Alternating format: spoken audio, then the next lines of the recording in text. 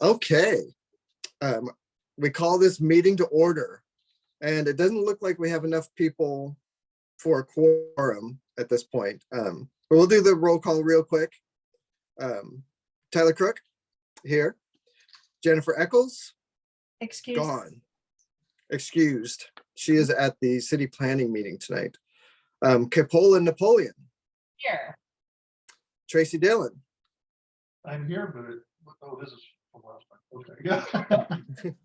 But I'm Emily Sims is not here. Catherine Lundquist is not here. Robin Onstadt is not here. Vicky Hernandez is present. Sarah Frost Present. and Rich Guscott. present. I do recall, Tyler, probably for the record, Kat did have finals this week. Oh, okay. So it's possible that is why she's not here. Okay. Well, I hope she aces them if that's what she's doing. All right, so we'll just we'll skip the approval of the meeting minutes and we'll do that next month.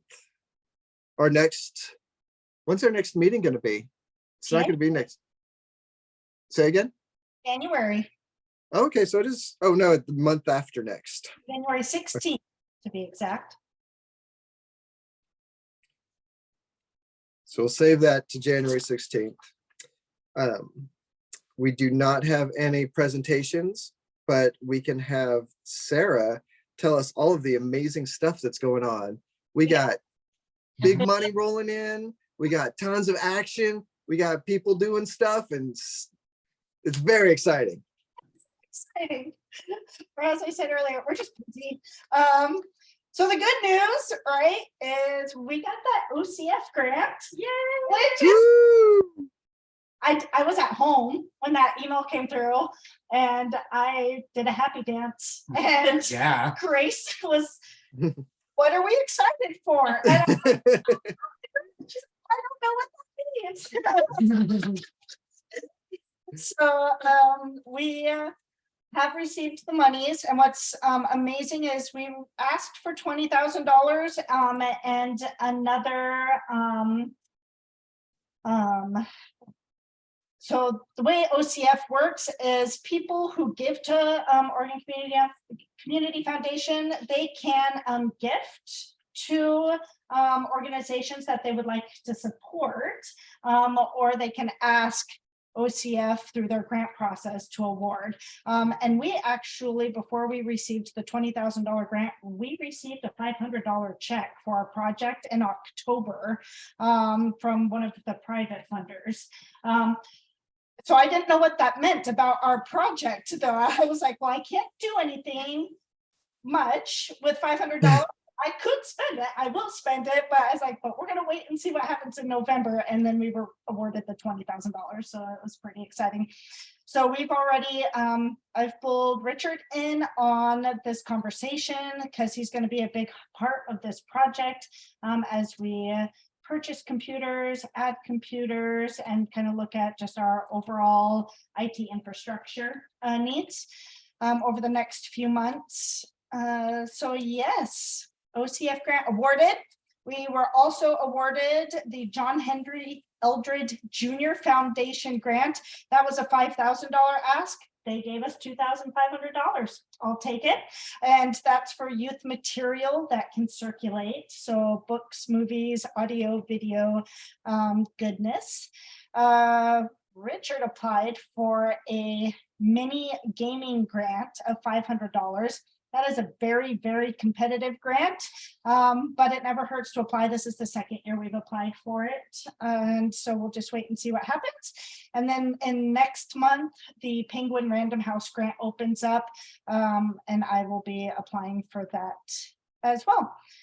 So yes, that's all the grant monies that we have coming in and or that we are asking for, which is great. So, and what's really wonderful is the OCF grant has no reporting on it. Wow. Which is a huge chunk.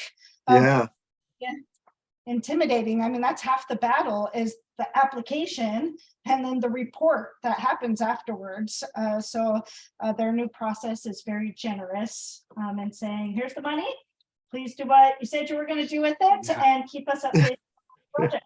Hey, So we bought 6 gaming desktops. what? Do you think that that will fix, you'll be able to use that to fix some of the electrical issues that you were worried about with getting all the computers running, or will that not quite go that far? No, it won't quite go that far. If anything, we can look at some of our network infrastructure potentially, but even then, we had to, I don't think everybody knows this. So during the art tour, we had a light switch go out. So we didn't have any lights on that side of the building over there. And so Stuck Electric came out to replace the switch, and it's the original 1981 switch he pulled out of the wall, which means the other light switches are the original 1981 switch. Mhm. So I think that, I just laminated the announcement from 2008 today that had said we were moving into this building temporarily, and put it up on the wall. And it just serves as such a good reminder that we've definitely we have, because when we did the very first remodel, they had to run a new line from the breaker box over to the computer area so that we could do the computer area the way that we wanted to. And then with adding the camera system and all the other network elements that need updating over time, I don't think we were ever meant to be in this building. Yeah. It's all of our problems, but what's nice with the Chromebooks, we're talking about purchasing through Trafera. That actually will come up with a charging cart. So it's not like we'll have to worry about charging solutions and electrical solutions for the computers that are incoming. So we're not going to be adding any extra capacity to what is already here. So Okay. it'll be good. Do you have a cost estimate on this whole electrical I revamp that you have to? I don't know. I don't know. I don't have a cost, and I'm not quite even sure what that would look like to get all the parties involved and at the table, and what kind of an undertaking that would really be. Yeah. Yeah. So Stuck Electric, I mean, they keep piecing us together. I mean, they come out every once in a while, and they did our work on our renovation. They installed the outlet so that if we ever needed it, we can hook a generator up to the building. So they're aware of our current capacity. So yeah, I don't know. So it's not what the money was intended for. So, but we can take a look at that as another project. Probably down the road. I don't know what the funding out there looks like or what it costs would even be on a project like that. Great. Yeah. Yeah. Yeah. But what we're going to use it for is very exciting, even if it doesn't do the electrical stuff. It is very exciting. It will also, so the grant funding that has currently paid for hotspots for the library cooperative, that funding, some of it has ran out already and the rest of it's going to run out. So we're very limited on hotspot availability right now to our community members, which has impacted, I mean, there's holds on the few that we do still have remaining. But this grant, until we can figure out permanent funding for hotspots, will pay for 5 hotspots for an additional year through November of next year. So it will also give us that for the community as well. So that's super cool. And the hotspots are a thing someone can take home, right?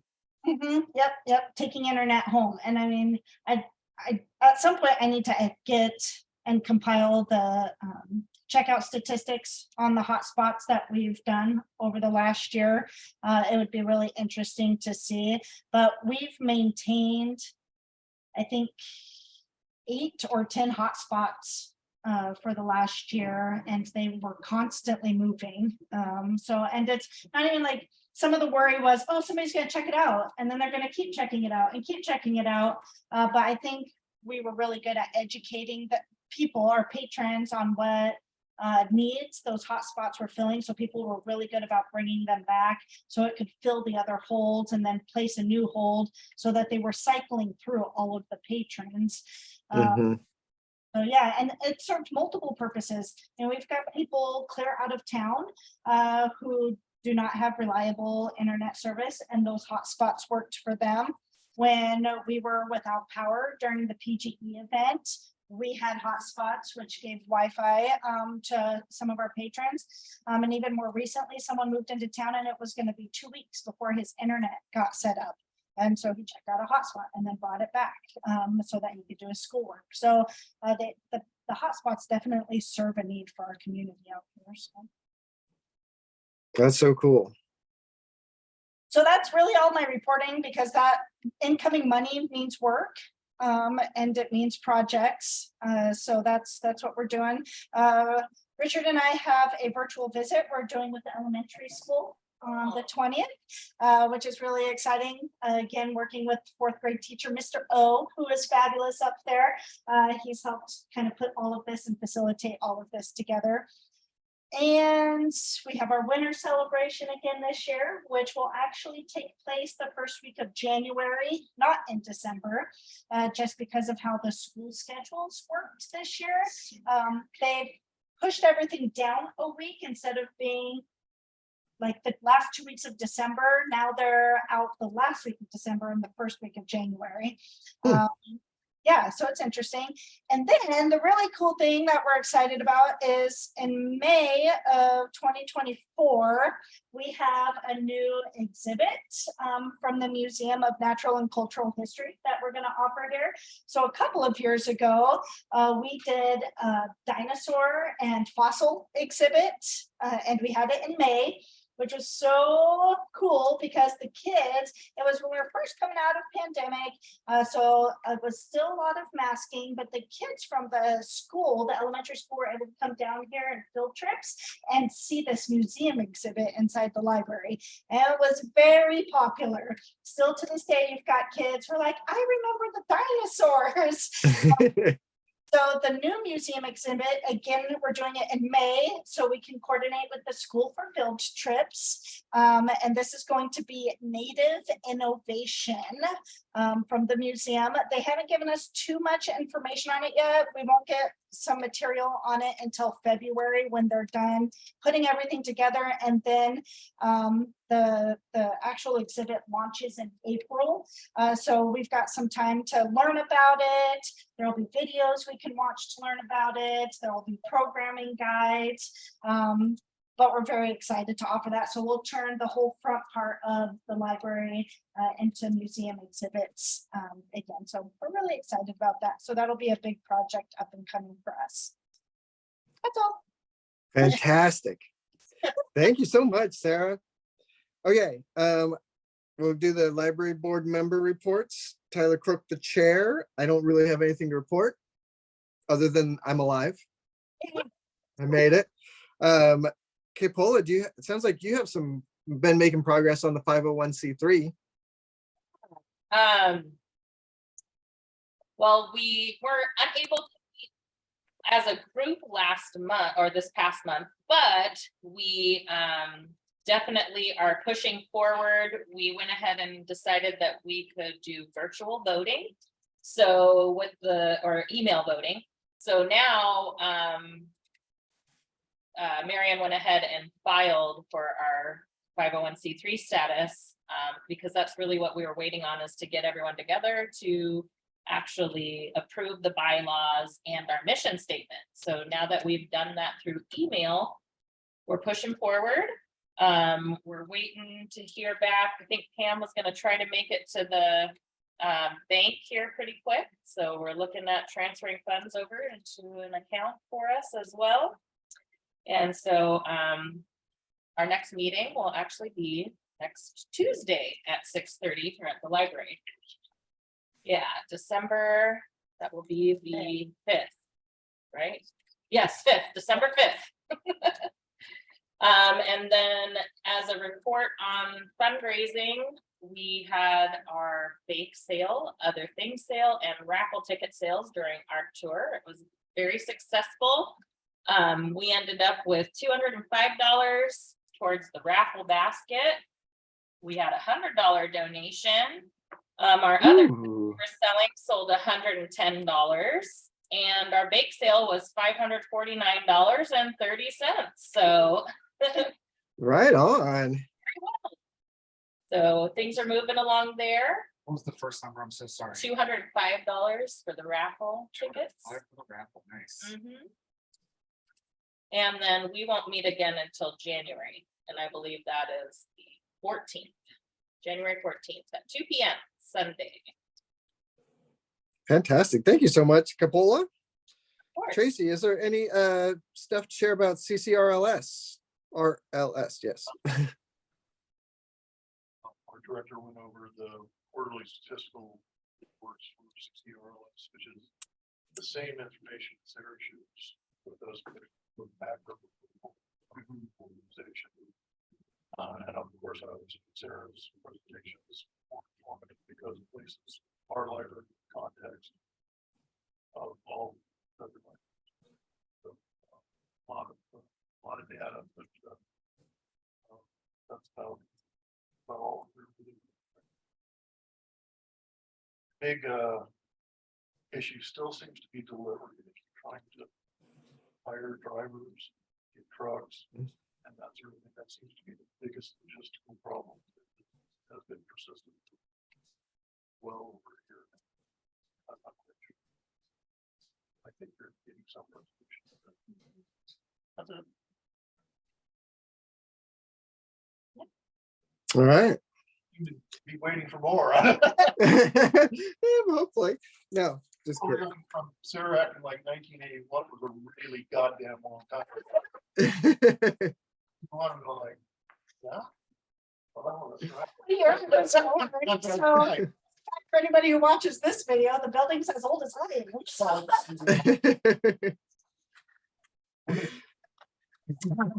Okay, I think that's it for our stuff.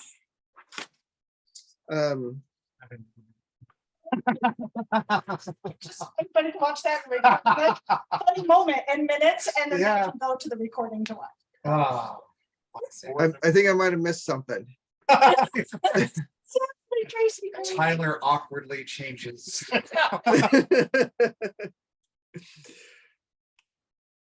Okay, continuing business. Collection development policy review. That's basically been on hold while I've been sick, but hopefully I'll be picking that up with Jennifer in the next week or so. Library photography policy, placeholder for future discussion. Sarah, is there anything new to talk about with that? keep it there. Just haven't had time to look at it, but it's Mhm. on the to-do list, I promise.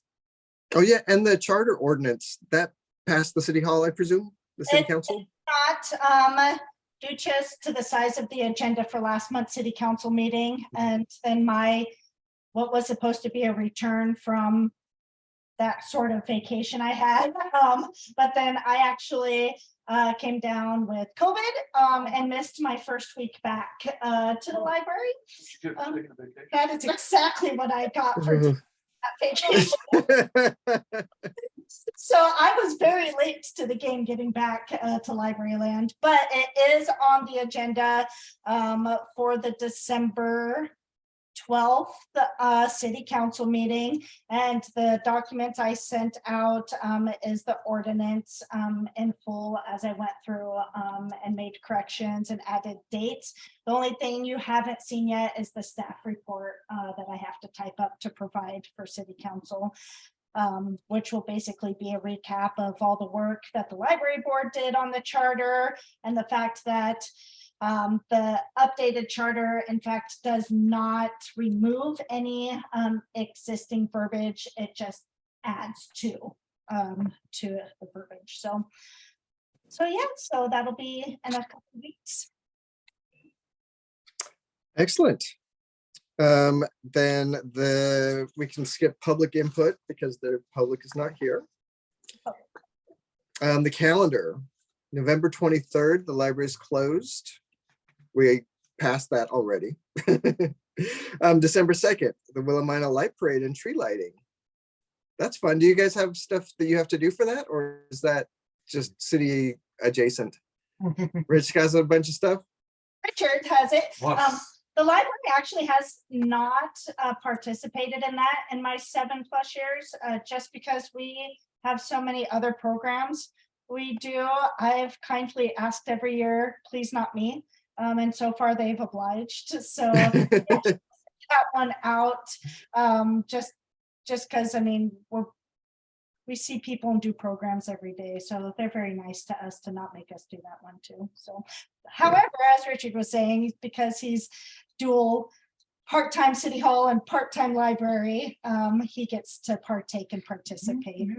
I think they're doing float decorations this week. Well, I'll find out probably tomorrow. So, And I'll find out more at the Chamber of Commerce meeting tomorrow morning, because I'll be attending that. So yeah, Oh, cool.